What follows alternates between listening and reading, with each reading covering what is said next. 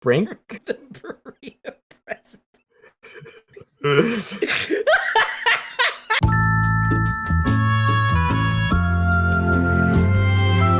Okay, that's John. You spoiled the entire show! I've been a really big fan lately of this show called The Good Place. I've been following it for a while now, I think for about maybe a year at this point, maybe a little bit longer. It is this really, really good show created by the creator of Parks and Recreation and the co-creator of Brooklyn Nine-Nine, Michael Schur. And it is just incredibly hilarious. It is so interesting. It's a show about the afterlife. It's this very like wild and very like supernatural heavy show. So what I'm going to be doing today with my friend Ryan. Hi. I'm going to be showing him out of context screen caps from random episodes of The Good Place, and he is going to describe to me what he believes is going on based on only his prior knowledge of the show, which is only about like 2 episodes plus what I tell him here, and just based on visuals. Should hopefully be just like a fun little funny thing. The basic premise, Eleanor Shellstrop, sent to the Good Place by mistake, is trying to run covert operations and learn how to be a better person while also avoiding detection. Shenanigans ensue. Just a heads up, I have absolutely no idea. I'm going to forget all their names, so it's fine. Warning you in advance. Yeah, if you need a refresher, let me know, or if you just want to just off the cuff, do whatever. Good. Without further ado, let's get into the actual screenshot. So everything you are going to see from this point on is a random screenshot taken out of context from the actual show. Nothing has been edited or changed or anything. These are direct screenshots from the show. Okay. So first one. I'm closing my eyes right now, and I will say I've had an idea of like what some of the special effects are from the first 2 episodes, so I feel like I'm ready for anything, and I'm opening my eyes in 3, 2, 1.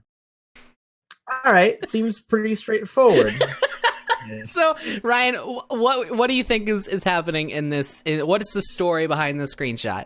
So it looks like he's kind of holding the face of like, Eleanor is here and you're looking for her or something.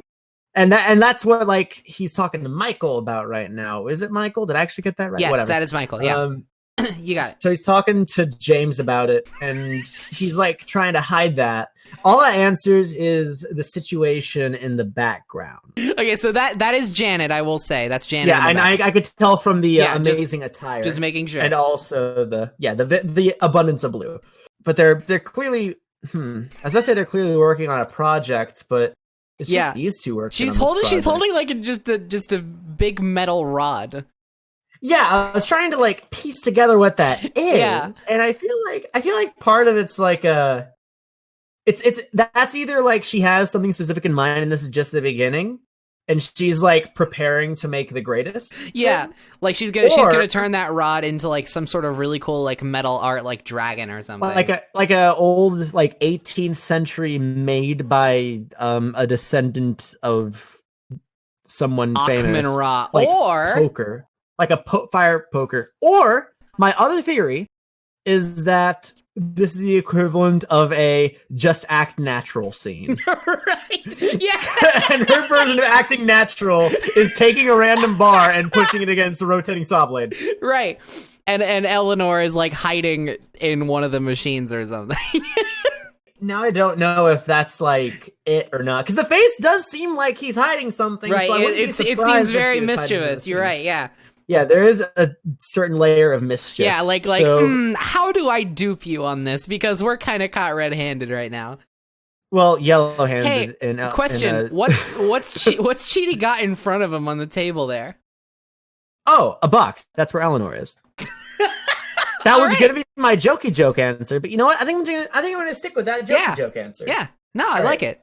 So, Eleanor's hiding in the box. Michael's coming in. He's like, "Oh, there's some suspicious activity going on in the neighborhood, and we need you to help us find it." And Chidi's like, "Yeah." And then, Karen, my computer wife, is acting natural. Karen, my computer wife. You contain all the knowledge in the universe, but you don't contain enough knowledge to tell me how to secret formula. eat crabs. Next Karen's screenshot. maximum overdrive. All right. My eyes are shut and my eyes are open. Okay, so Karen's dead. All right, so that button is very important. It seems very reminiscent of, like, say, a lever one would find in the middle of the desert being guarded by a snake.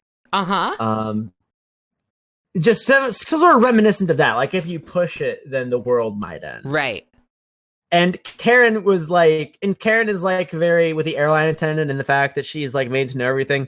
She's very much like a server sort of like guy. Like, she wants to help people. Right. But someone was like, "Hey, Karen, push the button."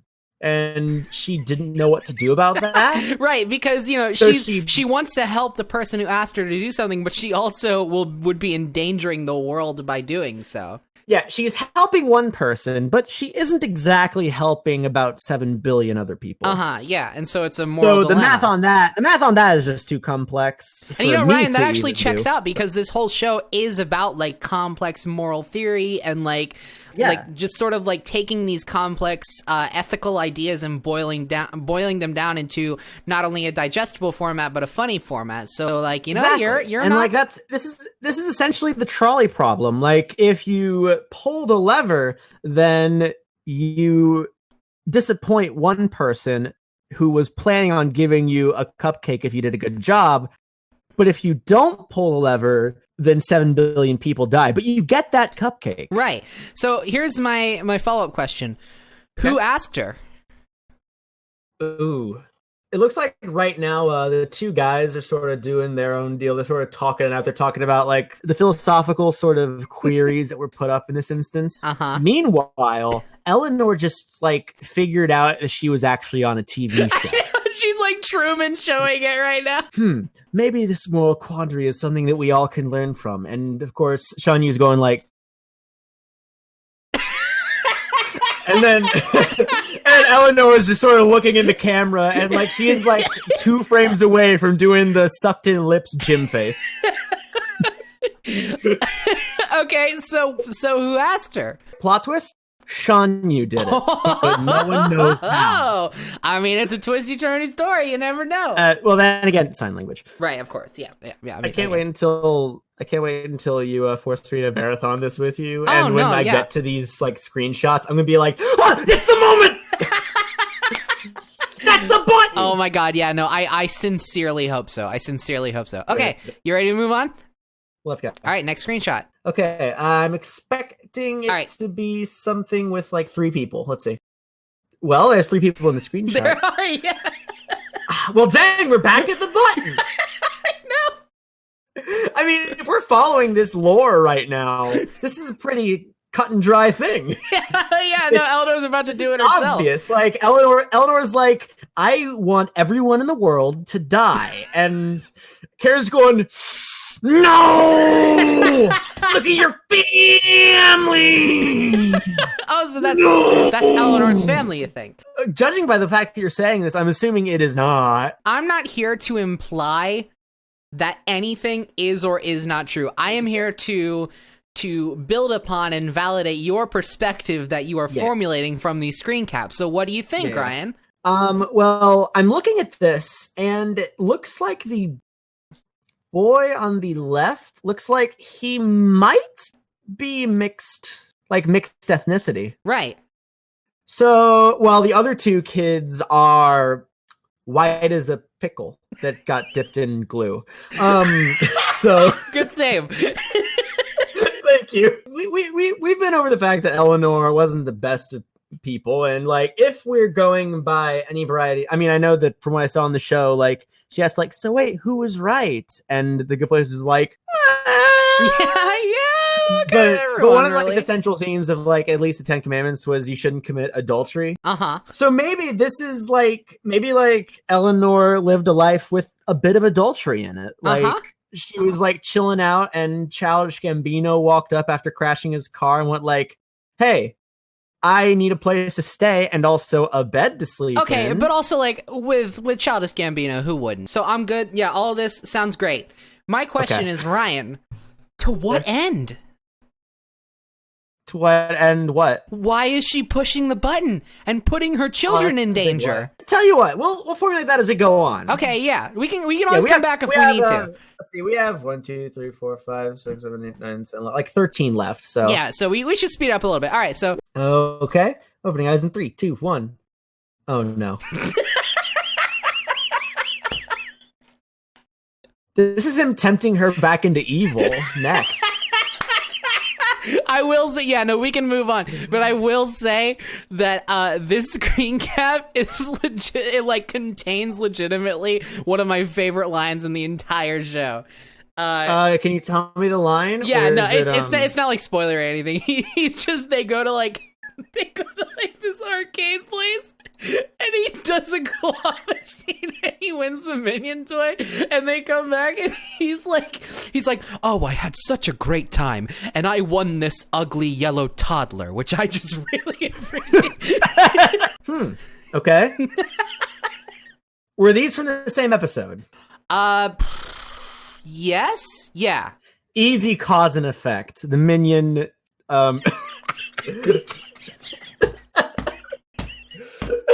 the Minion is full of dark and sinister energies. And since he's like existing in the good place, this is too much for him. Yeah, no, and like I feel like he's sort of like realizing that he's like let this evil into his wonderful neighborhood.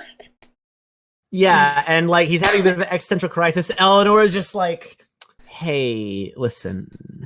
The first Despicable Me wasn't that bad of a movie. And Janet's in the okay? background like, fact, yes it was. Just because Illumination Entertainment's doing that thing where on all of its logos it's darkening out the letters so it says Minion at the beginning doesn't mean it's like she's playing devil's, or in this case Minion's advocate, which is the same thing really if you think about I it. mean, like, what's the difference really? Do you yeah. think that these two cause and effect screen caps, do you think they take place after the button in the timeline or before? This is pre-button. The Minion corrupted her to want to press it. Okay.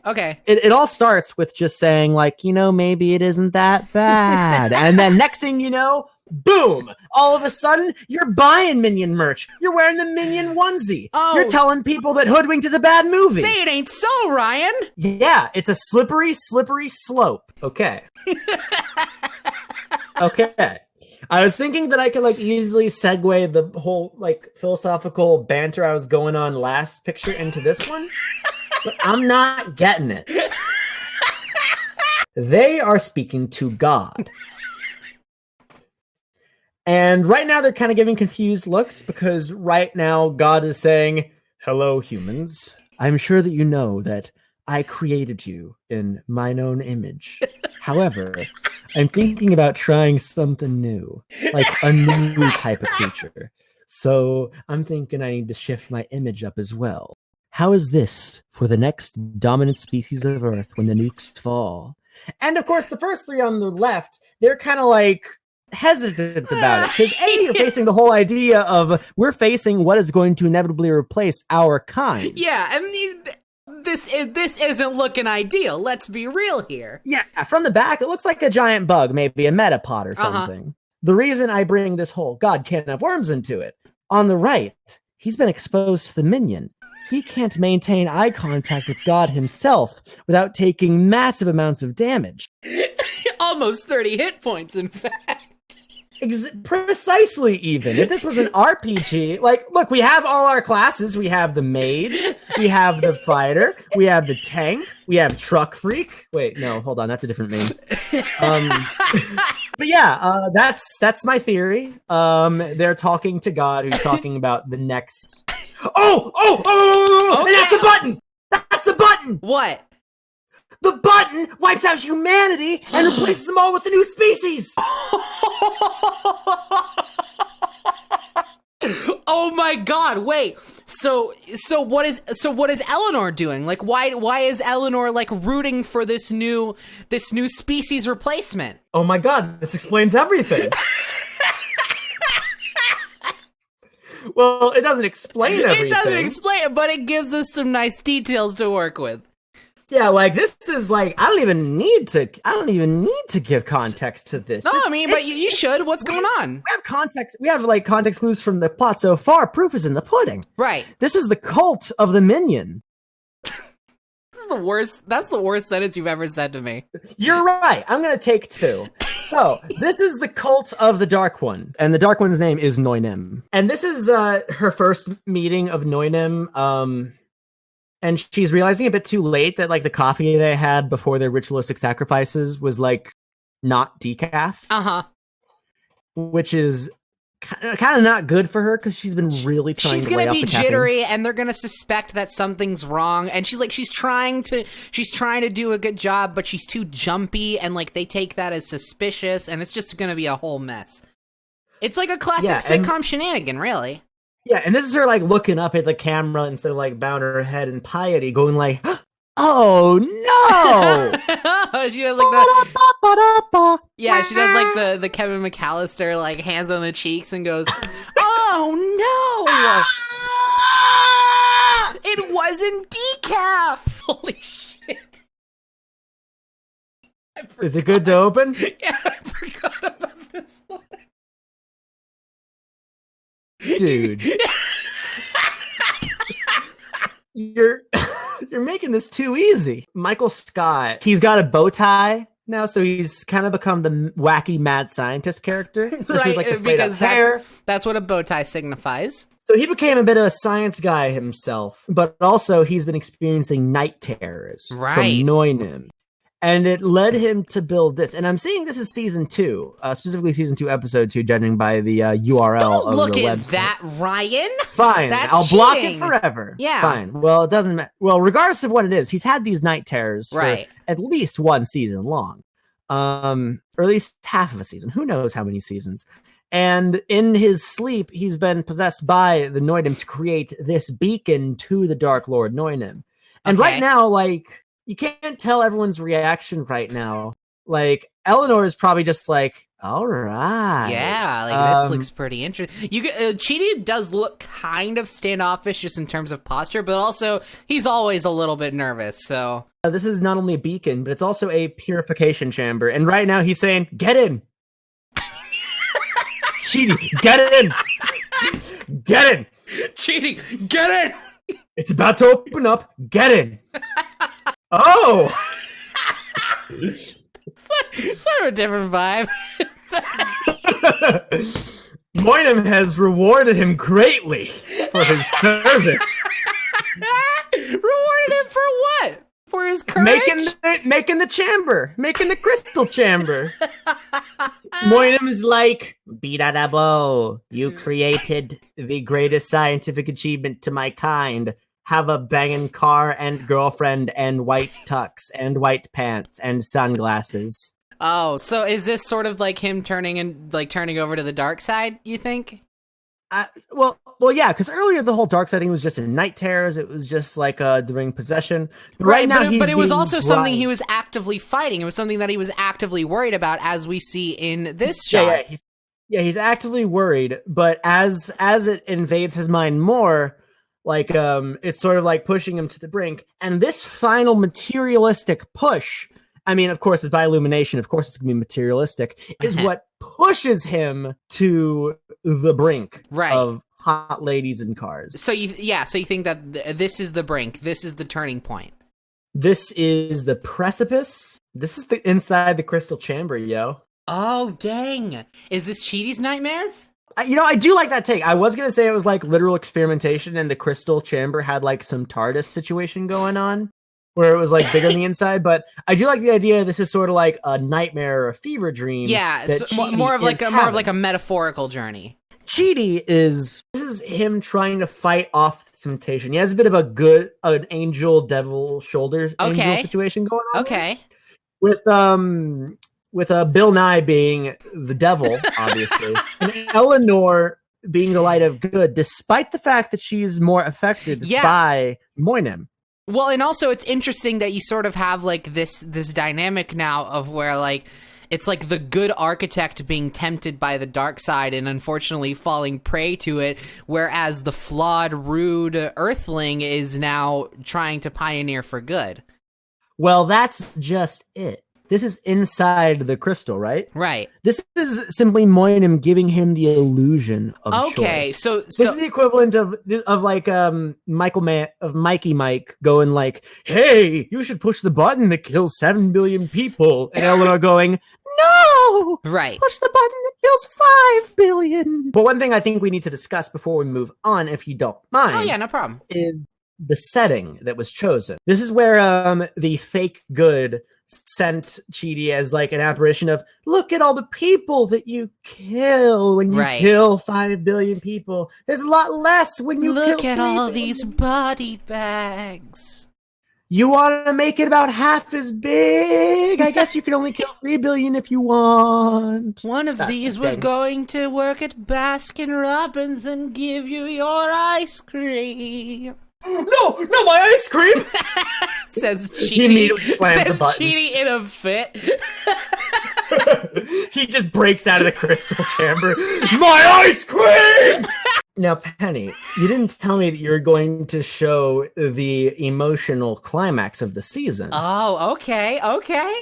What you got, Ryan? So, listen, on one hand, I feel like I need to take it one step at a time, but I feel like I should say it, and then we can like expand on it later. So, here we go. Give me some time to explain after, all right? Because I know it's going to sound weird at first. Okay.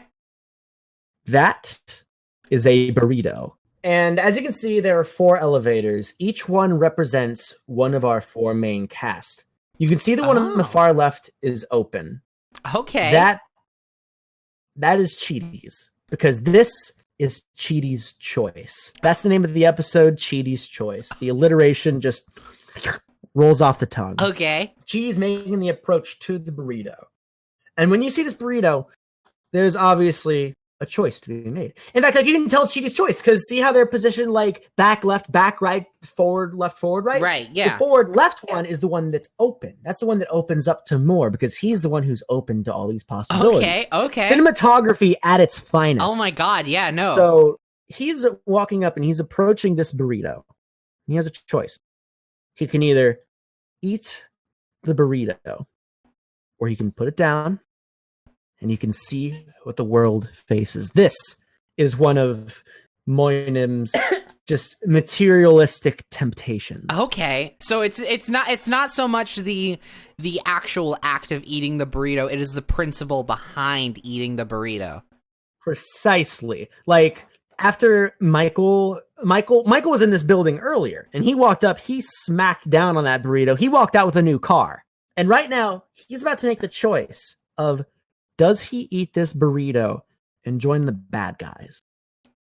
Or does he continue on as a paragon of virtue? Holy shit. One good driving force in this quote unquote good place. Wow. You know, I didn't say what Janet's situation was in terms of the whole. Yeah, no, Janet's been kind of like a wild card so far. Well, Janet represents objectivity. And knowledge. Yeah, exactly. That's her whole shtick. She's Janet all about represents the knowledge. truth, the whole truth, and nothing but the truth. Which is ironic, because earlier on in the shot, we had her using pathos to try to get her not to push the button. Interesting. So I'm gonna shelf the "this is all a simulation" twist. I'll brush it off and I need it later. If I find it's appropriate later, I'll pick Right. it back up. But I don't want to resort to that yet, because I feel like that's a cop out for this whole Yeah. amazing story we have so far. Yeah. That's like one step barely above. You'll was leave just it a on the dream. shelf for maybe one last job down the line, but right now you're done with that life. Yeah, I'm shelving it, just like the wine in the background. So here's the situation here. Janet and Mikey Mike were chilling out, and they were showing us, or whoever the current protagonist is at the time, still haven't figured it out, showing them around the fine varieties of wine. Michael's doing it because this is his winery and he wants to show it off, but he's bringing Janet with him because he doesn't know jack shit about wine. Right. Like, he takes a sip, he's like, do I detect a hint of grapes? And that was all fine and dandy. They're just about to, like, make this whole thing happen. But all of a sudden, this door is opening up. And it's catching them by surprise. Like, this is, like, before they can even react. Right. And before they can even react, just it opens up, and that door leads to. See, there's a watery vibe, so we'll say it's it like leads to the beach where the button is. Huh. Like, this is just a very abrupt choice, his way of saying that sometimes biggest shit down the road, like sometimes you might be thinking, do I pick a nice Chardonnay for this meal, or do I pick a beautiful Moscato for this? Just like that, the most difficult choices can come when you least expect it. And now is the time for Michael to make the choice of if he presses the button. Jan's just there. So we mentioned that Moinem takes up a different host every so often, right? So the minion host, he's rejecting immediately because even the Lord of Darkness knows that Illumination Entertainment is morally corrupt, and just too much for him. He just can't handle that tackiness. So he's immediately trying to find a new host. And this is like sort of not a filler episode, but it's like a little standalone episode, a fun episodic thing where Mikey, who's working really close with Moinem right now, is going like, come on, man, we gotta find a new host for you. How about this bar of chocolate?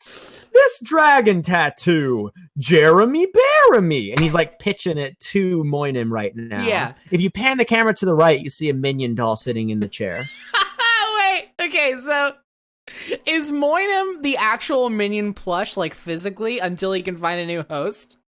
Precisely. Because I just adore the visual of Michael carrying around a minion plushie, and it's this dark overlord. We got 3 left. This is another choice for Chidi. This is actually where we find out the first of Chidi's great choices. Okay. He denied the burrito because he's a good boy. But now Moinem isn't going to give up that easy. Chidi didn't spend 2 hours in the Moinem crystal for nothing. Right. So what he's doing right now is he's like, oh, I'll get that rascally Chidi if the last thing I do. This is the second time in a row Moinem's just like a bit villain. Like, I know, yeah. like a Saturday morning villain before he actually like. I mean, it's a comedy show. Chidi gets an anonymous tip like, oh, you're a teacher. You must do this teaching job. And you got to make sure you do it. Otherwise, the superintendent will smack you in the booty. And Chidi's like, oh, I don't want that. So he goes over to this place, and he sees as he enters, this is a cooking seminar, and he sees M&Ms, jelly beans, all that jazz. And this is another choice he has to make. He knows that if he eats all those delicious, tempting sweets, he's going to fall to Moinim's side. So he has a choice to make. Because he knows he has to make this, otherwise he's gonna get the booty slap. And he is not on board with the slap into the boot. Right, of course. He's not into it. It's not his thing. He's already concocted this wonder stew of temptation. So he has to make another just heart-wrenching choice where either he eats that entire delicious stew himself and just completely surrenders himself to Moinem, or he has to distribute it to all the youngins, and they become corrupt. This is the true trolley puzzle, except you were on the track the whole time. That's the plot twist. Oh, man. Whoa. This is Chidi's final choice. The entire show is just a series of choice. No, that's the running gag, is that every episode Chidi has to make some really big, like, some big, just over dramatic choice. Like, it doesn't matter that much. Yes, I was going to say some big, but also strangely arbitrary choice. It's like the most important thing in the world, but it's just incredibly arbitrary. That's the running gag. So this episode, so Chidi, will it be red or blue wallpaper? The fate of the young children depend on it. If you pick red, then perhaps you and all of the males will live. But if you pick blue, all of the females will live. All right, fine, whatever. I wanted beige wallpaper anyway. Fuck you. Ooh, non-binary, I see. This is the most important screen cap of the entire thing based on what we've set up here. I hate this because I feel like you know what it is and it's not important in the slightest. Let's go. I know what it is, and it's what you make of it. I'll say that much. 3 words. Moinim's true form. This is the boss battle. It's horrifying. Well, that's the thing. Like, you think that you're seeing it, but like, you might like, I don't know what you're saying. Like, I'm seeing a green pyramid right now. You might be seeing like a blue, like blue cylinder or something. Everyone sees this a different way. Right. At least that's my conjecture. Like, it, because obviously it's a green pyramid, but Moinem is just absolutely outside of human comprehension of form. So like you said, in fact, you actually spoiled this. I'm almost disappointed in you for doing so. It's whatever you make of it. That is the nature of Moinim's true form. He takes on not only your truest desires, maybe even your greatest fears. He takes on the form that means the most to you and makes you feel the feeling in your soul that only Moinem can supply. And this is after, also spoiler alert for the big button choice. She chooses not to hit the button because she wins. And this is Michael leading our heroes up to the final confrontation. You might notice Chidi isn't there. I was going to say, where's Chidi? Well, right now he's choosing either between a busload full of children or let die the woman he loves. Let die the woman you love, or suffer the innocent children. That was the line. Ryan, there's a wrinkle of this that I was gonna let you go on without realizing yourself, but I feel like you need to know this. Okay.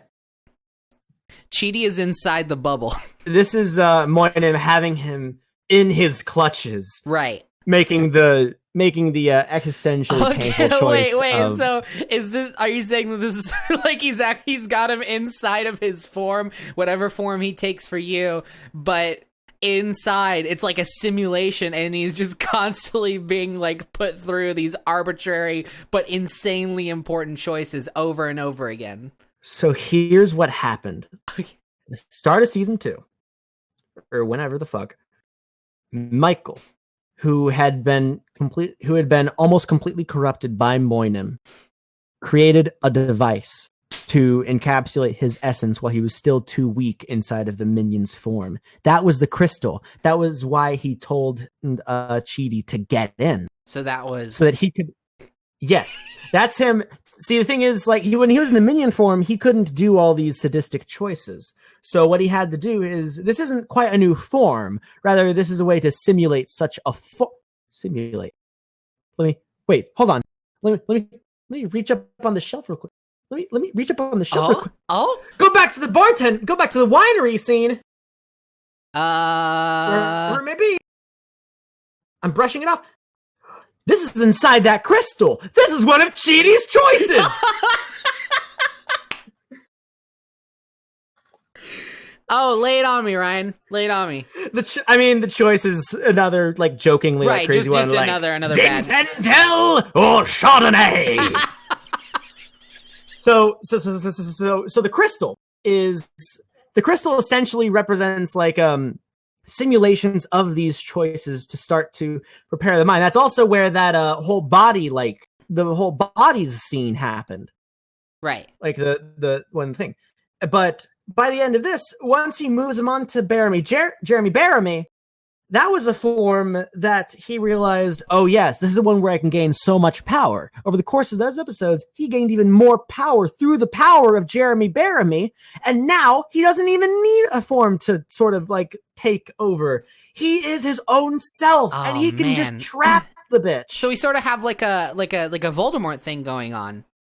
We almost 100% have a Voldemort thing, except mix him with Jigsaw and Team Rocket. And Voldemort. Okay, I'm gonna open up MS Paint real quick. Is it okay if I share my window? Oh yeah, absolutely. We're gonna make a timeline real quick. Okay. 20,000. We're good. Perfect. We can comprehend the timeline. Just enough space. I don't know why I'm making these boxes so big, but you know what? I think it's worth it. You have 20,000 pixels of vertical space. I think you're good. I need to use them all. This is official, guys. I'm gonna post this and I'm gonna @the good place. Yeah. This is exactly what happens. Moinem with Eleanor. All right, now this is where we're getting some character details. Have you taken into account the screenshot where it is revealed that there will be a new dominant species on Earth created? Yes, I am taking that into account. That's later on in the time. Okay, cool. Yeah, I'm just making sure. The teacher and stirring the candy. Yeah. Pot? That's post burrito. Okay. A sentence that I expected to say This next. is the stupidest thing we've ever done. Listen, bitch. This is post burrito. The fact that I just said that and you said this is post burrito, just like it was like an electrical shock to my entire system that made me realize how dumb this is. Okay. Brink?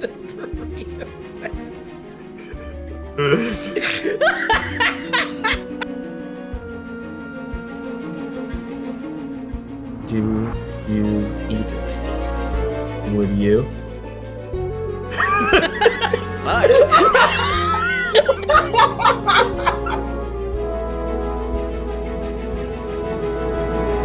I want you to scroll up to the top of this document and witness the devolution of the way that you're writing this. Good point. Start. I know our shenanigans. Michael finds the duck thing. Michael shenanigans.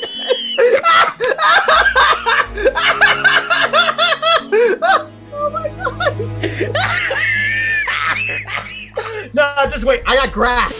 So, All right, so hello everyone. I'm not sure how much of that got cut. I don't know how much of that. Neither do I. But no, maybe we'll have a regardless, separate video for all the shenanigans. yeah, Who knows? maybe you saw a couple snippets. Maybe it'll be in a separate video. But either way, here is the final summary of the Good Place timeline based on out of context screenshots that I've shown Ryan, who has only seen the first 2 episodes. Okay, take it away. All right. So, Good Place start. This is where, the beginning of Good Place is everything that you heard from Penny at the beginning of the video. So, it starts out about as you expect. Hyde and Eleanor shenanigans. This is what happens in the show. Well, I mean, everything you're about to see is what happens in the show. But essentially, she doesn't belong there, obviously, and they want to make sure no one finds out she doesn't belong there. Michael finds a minion doll, and that contains the spirit of a dark god named Noinem. And he shows it to Eleanor, going like, hey, check out this cool minion doll. Now, Noinem is weak at this point and can only spread his influence by proximity. So being close to Eleanor for a very short amount of time still gives the spark, because Eleanor is still not a good person in this good place. But after spending all the time with Michael, it starts to slowly corrupt him. And you can see him on the floor in the hoodie, sort of freaking out from all of it. Meanwhile, Eleanor just sort of takes to it like, oh yeah. So Eleanor, all in on this whole Noinem business, is like, let's go. And this sort of evil turn is clearly played for comedy, clearly not something to be taken seriously. However, Noinem, since he's still in the minion form, is still with Michael. His influence on Michael is slowly growing until eventually Michael's given a choice. So he gets this grand temptation of riches and splendor. And after just sort of slowly breaking him down psychologically, he gives in. He gets a sick car, a snazzy white suit. Everything is great for Michael, but now he is the true, ironically, minion of Noinem. Before we actually go with the timeline, we need to talk about Noinem, because right now Noinem's just been like this dark force. We need to talk about what powers him, what makes him go. He's a beast who thrives on forcing people to make obligatory and frankly bonkers moral decisions. Being encapsulated in his presence will have you making those choices on loop, even if it's not that big a deal. Still makes you think. He can't encapsulate anybody in his essence right now. He can only whisper sweet nothings. So with the help of Michael creates a crystal. And this crystal is a way to sort of simulate the essence. It's very technological. It's very computer oriented. And at this point, Michael tells Chidi to get in, Chidi. Chidi, get in. And Chidi still trusts Michael at this point, doesn't know anything about this Noinem business, and gets in. So the current form holding Noinem is one with not enough power. It's a minion doll. Noinem is a dark god. You can't, minions are evil, but it won't work. The sort of corruption that Noinem gave to Eleanor isn't nearly enough to, do en masse. And Michael was only done because he held a minion doll for so long. And who would hold a minion doll for that long if they were so out of touch with pop he kind of culture, dug his own grave with Michael? that one. Now is where we talk about the burrito test. Well, we don't talk about what the burrito test is, but we get sort of how it's name dropped in the show, but we're just like, oh, such intrigue. What is this burrito test? Uh-huh. Noinem right now is sort of like trying to find this new form. Michael's trying to help, and this is wacky. He goes like, oh, maybe we can do it in this little bitty toy robot. And Noinem with the voice coming out of Mini Doll going, no, you fool. That's too adorable for me. And everyone goes, I get it, because he's already looking adorable. The form that he takes isn't one of limitless power. I'll explain it in a brief second because that's going to be very important in a second. And that form is Jeremy Baramy. Now, don't worry about the whole burrito precipice. We'll get to that.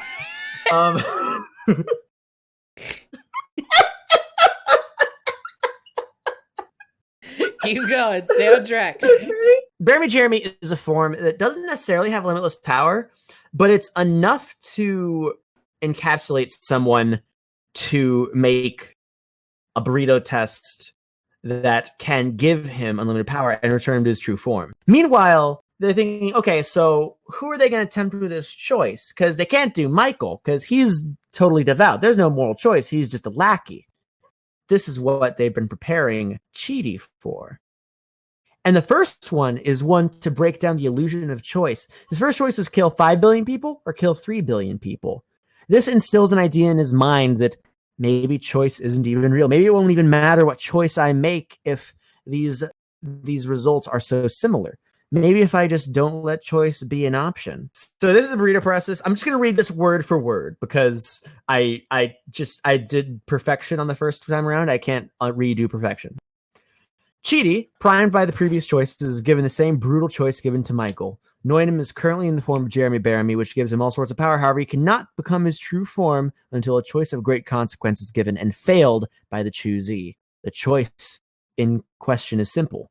You are in a room with a bangin', hot, amazing, delish, scrumptious, rockin', baller, resourceful burrito. Do you eat it? Would you? The cinematography in this scene is sublime. The 4 doors represent Chidi and his 3 friends. Only one is open to represent how Chidi's choice is the one to open up to unlimited consequences or peril. It's also a clever nod to how his 3 friends are illusions created by this new semi-perfect cell Noinem, and how Chidi's choice is the only one that matters. Also, the hallway kind of looks like a dick. After the moving and impactful scene of betrayal, temptation, tears, and the occasional wacky pratfall, Chidi does decide to eat the burrito. However, it should be noted that it is only because the underhanded Noinem trapped him in the illusion for 19 days, and he was going to starve. But that's a moral choice, isn't it? Do you die a hero or live long enough to see post-burrito? Reading out the "would you" gave me like a legitimate feeling of anger, like in the pit of my stomach. It is so I don't know what it is. It's just so pointed and confrontational. Like, this isn't about me. We are in the post-burrito zone. This is the end game. So the gang meets up with God. He's ready to wipe out all of humanity and start anew with a brand new species, also made in his own image. However, this is after he transformed himself into a glossy green chrysalis person. Most of the cast looks on in mild discomfort due to both unsightliness and due to the concept of their entire race dying. Michael cannot look God directly in the eye due to the corruption from Noinem. Here's a sketch that I made of what Humans 2 will look like. Eleanor is led to a button on the beach by Noinem himself. The button, if pressed, will wipe out the entire human population and replace them all with Humans 2. Upon telling Janet to push the button for her, Janet short-circuits at the moral quandary, making Noinem stronger, but in a funny way. Noinem wishes to activate the reset because he thinks it would be embarrassing if those were the new humans. They aren't even done yet. Janet betrays her objectivity and uses pathos, showing Eleanor her child between her and Childish Gambino, which honestly a reason to live and to save the world. But this reveals the very concept of truth to only be deciphered by our own emotions and observations, therefore inherently a lie. Eleanor makes a joke, though, so don't worry, it becomes lighter, and doesn't press the button. Another climax settled graciously. Meanwhile, Chidi immediately feels regret for eating that burrito, both in the existential sense and in the bathroom. Oh la la. What? Wait a minute. Hold on. Wait. Now he's trapped in Noinem's essence, making choices on loop forever within Noinem's true form, which looks different to everyone observing, including the audience. Like, to me, it looked like a green pyramid. Right, and to me it looks like a purple circle. Yeah. His first choice comes from being tricked into teaching children of how to make corruption candy soup, which is double trademarked. That's important. He must decide whether to consume the food and further corrupt himself or corrupt all the kids. He decides to throw away the soup. Like, come on, that's an easy one. His next choice is either adopting a white dog or a black dog. Adopting the white dog will allow the entire male population to live, while adopting the black dog will allow the entire female population to live. Noinem kind of forgot to put a downside on either of his options. Whoops. See, this is like where the comedy comes back in, where he's become almost like a Doofenshmirtz or a Peridot, where like he's technically a bad guy, but like doesn't really do a threat. He's more so there for the jokes. Chidi picks a golden retriever, sparing the lives of every non-binary on Earth and giving them a free cupcake because, you know, sometimes people just like cupcakes. And then, of course, his final choice, which he's actually making during the final scene of the season, is either let die the woman you love or suffer the innocent children. So the finale comes. The crew comes face to face with Michael and Noinem, the latter of whom has Chidi hostage, living through a gold experience requiem of sadistic yet arbitrary choices. And that's where it cuts off a cliffhanger. We don't know what happens after the confrontation. Season 3 is still airing. But here's some top theories from our number one theorist. Let me read this. Penny, you were very gracious as to give me this theory. So let's go. Chidi's inside the essence of Noinem being put to the test arbitrarily. Oh, no. I'm just relaying what's going on. No! Ha ha ha. Shut up! Shut up! Fine, you know what? No, this is it. Yeah, no, this is...